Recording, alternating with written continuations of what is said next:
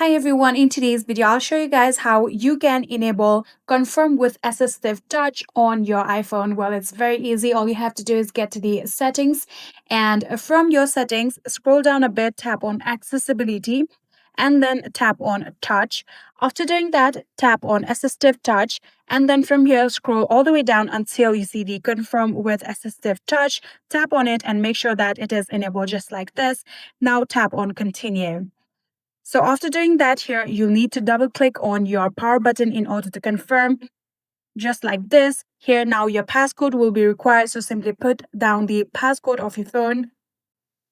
And just like this, here you can see we have now successfully turned on our confirm with Assistive Touch. And that is it. I hope this video was helpful to you guys. If it was, please do not forget to hit that subscribe button and like our video. Thank you so much for watching. See you in the next.